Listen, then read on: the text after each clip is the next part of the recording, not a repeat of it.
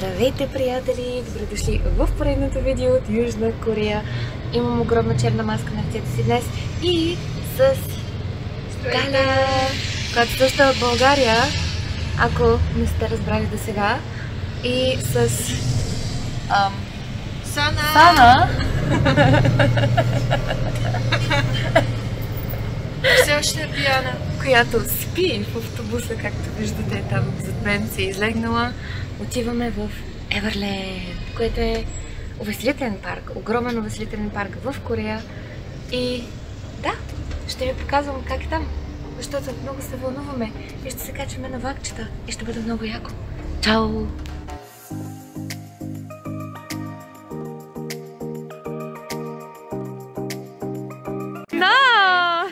Пристигнахме в Еверленд и Сана много се радва.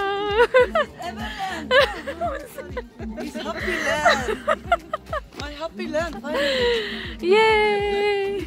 Още от самото начало, като влезнахме в парка, започнахме да се радваме като малки дечица, защото малки дечица сме си и виждате, просто изглеждаше все едно човек се намира в някаква приказка. Не знам аз точно как да го опиша. Беше толкова чисто, подреденичко и естествено моите приятелки, особено Сана, виждате, и те се радваха като малки дечица и не се задържахме и влезнахме и в един магазин, където имаше най-различни сладки нещица.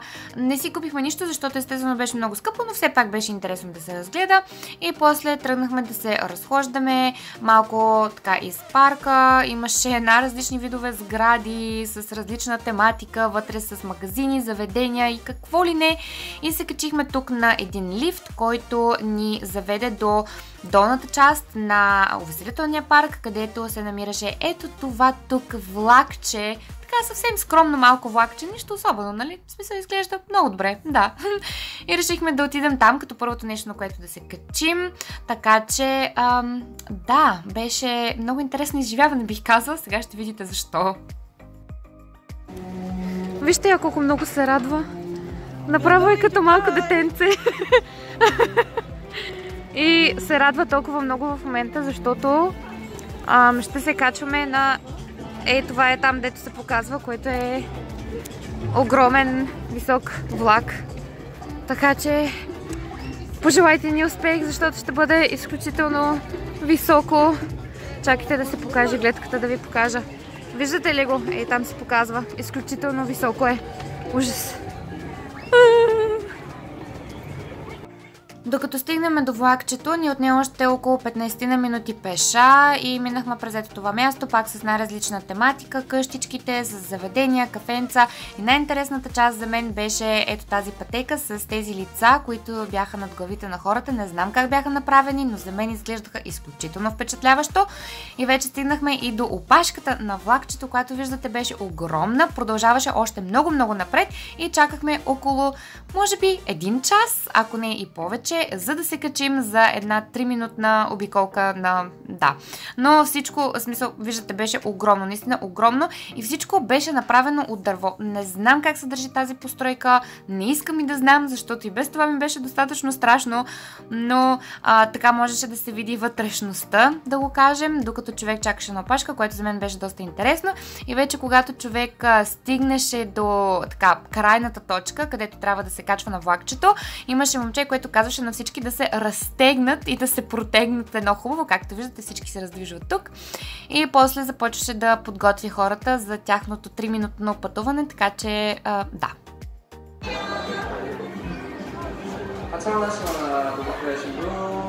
아무도 안 계신다면 앞에 있는 손잡이 꽉 잡아주세요. 노란 선수 쪽으로.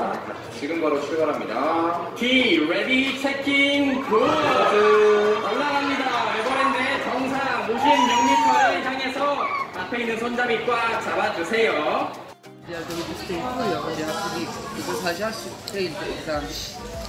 Свършихме с обяда и надявам се да ме чувате, защото всички говорят около мен, както винаги.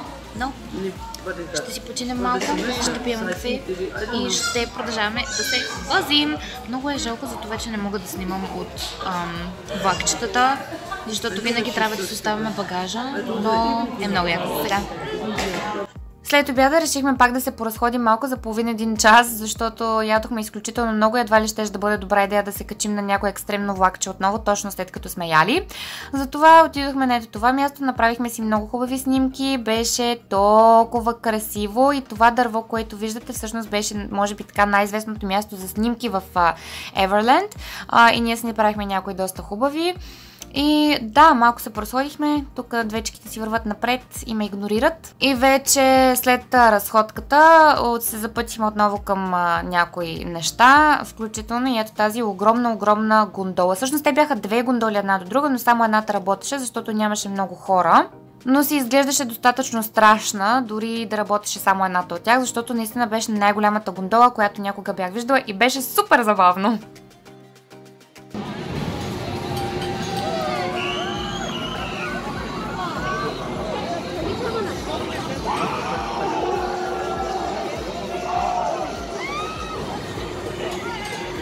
След гондолата решихме да се качим и на ето това тук нещо, което даже не знам как да го нарека, но това беше най-ужасното нещо, на което някога би се бях качвала през живота ми. Наистина, просто толкова много въртеше, така ми се зави свят, аз не мога да понасям много на такива неща. Но да, просто ако не ви понася, не се качвайте на нещо подобно, защото не е особено приятно. И вече като за финал, защото повечето неща започнаха да затварят, се качихме на това тук нещо, което така по-лежерно, по-спокойно беше. Имаше даже и малки дечица и семейства, които се качваха на това, защото беше едно от малкото неща, които все още бяха отворени след 5 часа. За съжаление, заради коронавируса, предполагам, доста неща затваряха рано. И докато седяхме на опашката и се редихме, видяхме ей това тук сладурче, което беше толкова сладичко, така че ще ви оставя малко да се насладите и вие на неговата сладост. Ева.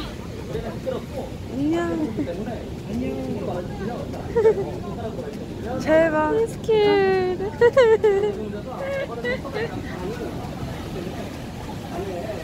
И освен сладкото бебоче, ето това тук момче с шапката, което виждате, също правеше едно огромно шоу, защото работеше на това място. Не знам как издържа по цял ден да го прави това нещо. След малко ще ви покажа точно какво му беше шоуто, защото го сметнахме за доста забавно. И също така ще ви покажа и няколко клипчета, които успяхме да направим с доста лошо качество, но все пак, когато вече се возихме на това тук нещо.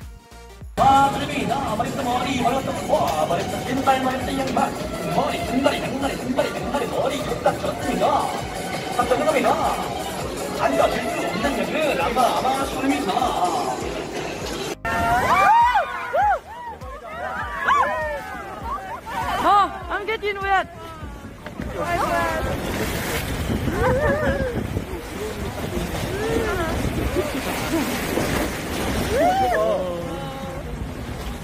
Guys, hi. Like I did. Oh, it's almost over. Everyone is in couple. We are the only miserable one. You know, like we're also a couple. We're also a couple. Oh, I'm single. Me and Dana are a couple. Okay? Really, I'm really single. Накрая, защото вече всичко беше затворено, успяхме само да видим тези малки лисички тук, защото имаше и малка зоологическа, т.е. не малка, мисля, че зоологическа градина си имаше и на това място, но за съжаление затвори в 5 и не успяхме да оцелим, да видим животинките, но все пак се разходихме и малко там.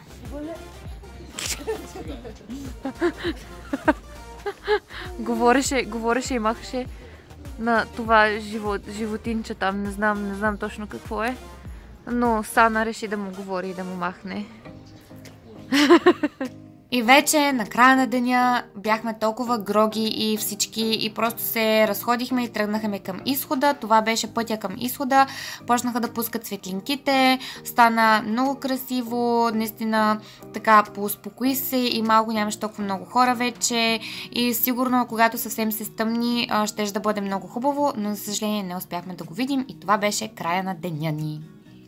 Ейхо, приятели! Исках само да ви кажа, че след като свърших да снимам в увеселителния парк, забравих да направя заключение на видеото ми, именно защото реших да го снимам малко по-късно, по-скоро днес, в момента, защото се получи така сравнително кратко и исках да добавя нещо допълнително към видеото за увеселителния парк, дали ще е още едно място или не знам, някаква храна, ядене, нещо да ви разкажа и така нататък, но за съжаление този план не ми се получи особено добре, защото тази седмица беше изключително трудна седмица за мен. Имам много неща се случват, в България става въпрос и определено нямах психическата нагласа, психическите сили да работя върху видеята ми и да снимам нов материал, така че да, малко в това отношение не успях, така че за днешното видео ще ви показвам само този парк. Надявам се все пак да ви е харесало и също така от следващата седмица вече се надявам пак да започна да снимам малко повече отново и да намеря някои нови места, на които да ви заведа. Всъщност съм подготвила, повярвайте ми, постоянно, знам, че ми пишете в Инстаграм и ми давате постоянно идеи и ме питате кога ще има мукбан, кога ще има влог, кога ще има това.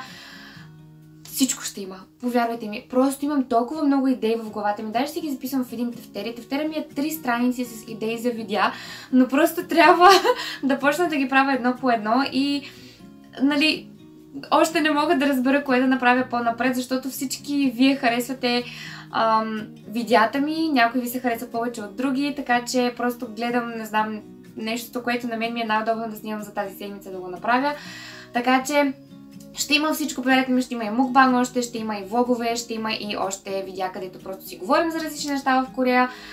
Определено съм ви подготвила изключително много неща, просто това исках да ви го кажа и също така нещо много важно, за което искам да ви кажа е това колко съм благодарна за това, че направих 10 000 абоната, което, повярвайте ми, никога не съм го очаквала, просто много съм щастлива. И наистина се надявам аз вече, че каналът ми ще продължава да расте, защото просто искам да показвам на повече хора живота тук и толкова много интересни неща. Така че наистина много съм ви благодарна за подкрепата, за това, че някои от вас ми пишат, че гледате видеята ми вече от повече от година или че сте изгледали всичките ми видеа в канала ми, което е просто страхотно и това ме прави щастлива всеки път, когато го чета. Наистина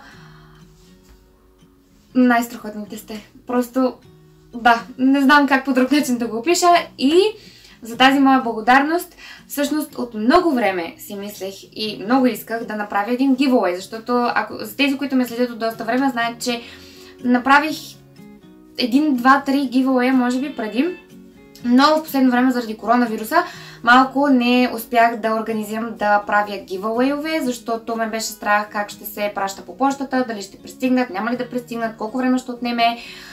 Беше много сложно, бяха и забранени пратките по едно време.